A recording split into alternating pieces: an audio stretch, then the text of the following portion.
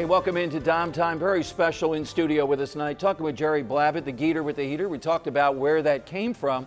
But in here, not only will you hear about show business, greatness, and everything that went on in Philadelphia, the music industry, but Jerry has a way of forays, and I didn't know the full backstory, but the book has most of it, to running into people like Joan Crawford. Now, Joan Crawford, arguably at one time, that was Hollywood. She was in the top 3 or 4 when you think of the mystery, the big screen back in the day. Absolutely. Without a doubt.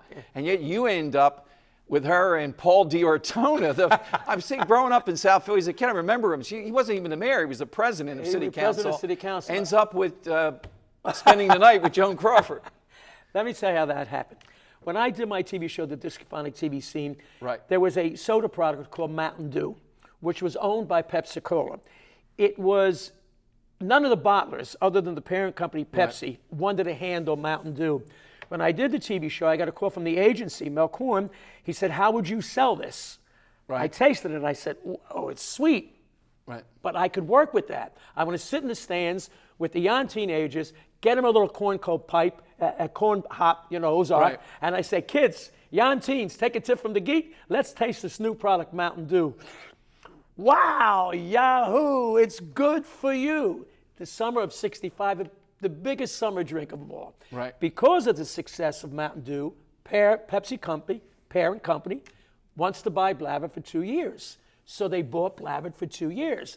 I am then asked to go down to Atlantic City, the Chalfont-Hatton Hotel, because Joan Crawford wants to talk to me.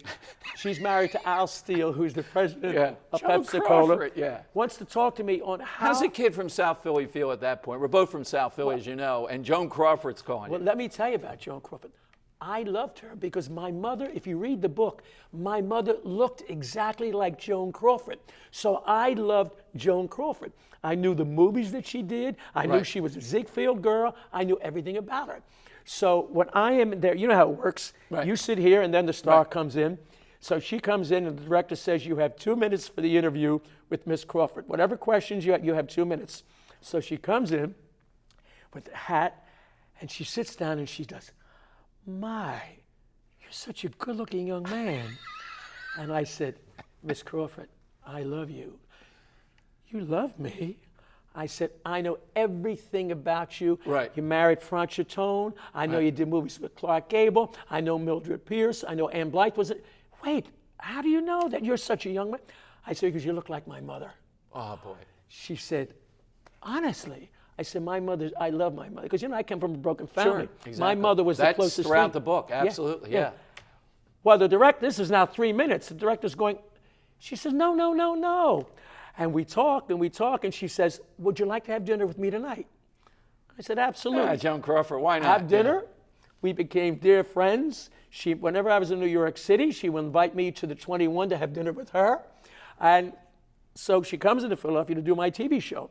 So I call Paul Giordano and I say, "Paul, why don't we give her the keys to the city?" He says, "I love Joan Crawford. I want to meet her." I said, "Okay, she's going to be on Channel 6 with me, 3:30, Jerry's place." Yeah. He comes into the dressing room, and there's a picture of that. He's giving her the keys to the city. And she's looking at him, and he's looking at her. Joan Crawford and Paul Giordano. People have to look up just for the book, just to see a picture of Paul Giordano. And then there was a little bit of a downturn of Joan Crawford. After the show, yeah. She says, "I'm staying at the presidential suite at the Bellevue." Right. And she talks like this. "You must join me. I'll take no for an answer." Right. I said, and she says, "Bring your friend."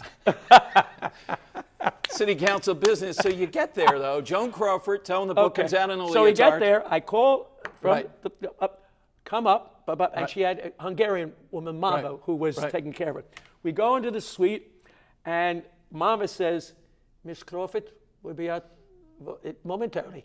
Help yourself to the drink." Right. So we're at the bar, the president.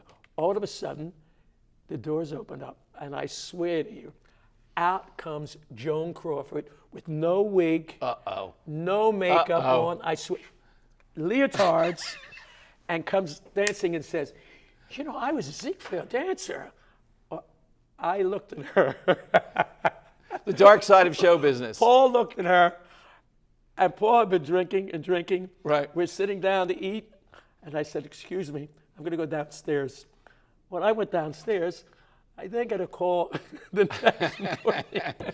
And Mrs. Giordano wants to know, it's in the book, where was Paul Giordano? And I said, I believe he had important business in Chambers. And, he would stay over in City Hall. He had a room there. But this book is just filled with these. Not enough. How did you squeeze it all into one book?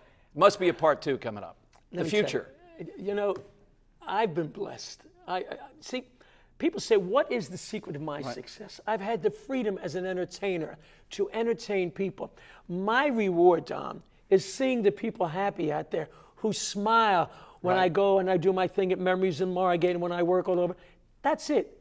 It's no longer the show business. And the secret to staying in such shape? Biking. You're a big biker. I bike, I drink wine, good Italian food. Absolutely. Okay? Wine, woman, and song, and dance. What else is there? Absolutely. It is a great book, folks. Jerry Blabbett, and now out in paperback just the last couple of weeks. Thanks for honoring us tonight. We could do this all night, as you know, 2 South Philly guys talking about it. Thanks, Jerry. Thanks very much. Thank you. The book, again, out in paperback. Jerry Blabbett, You Only Rock Once, The Geeter with the Heater. It's all here. A look back in Philadelphia. And people watching of a certain age, Paul Giordano, you got to be kidding me. Hey, coming up, why 1 minute? Red light cameras, something to say about them. Coming up on DomTime.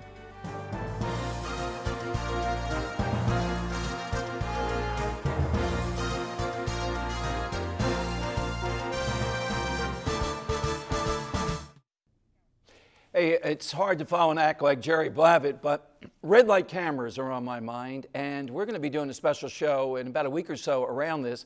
I finally have found a champion, a guy in New Jersey, 2 of them, in fact, that are on an all-out campaign to stop this proliferation of red light cameras all over the area.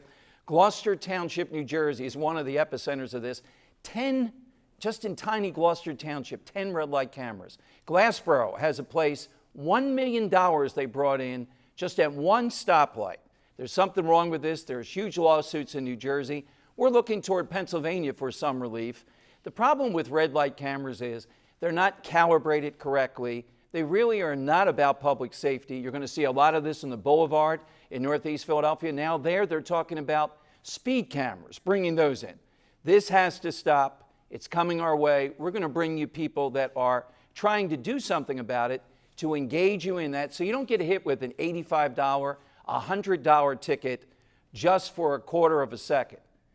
These are not about public safety. They're about taking money from you and me. More on that coming up. Thanks for joining us. Get Jerry's book. This is DomTime. See you tomorrow night at 7 p.m.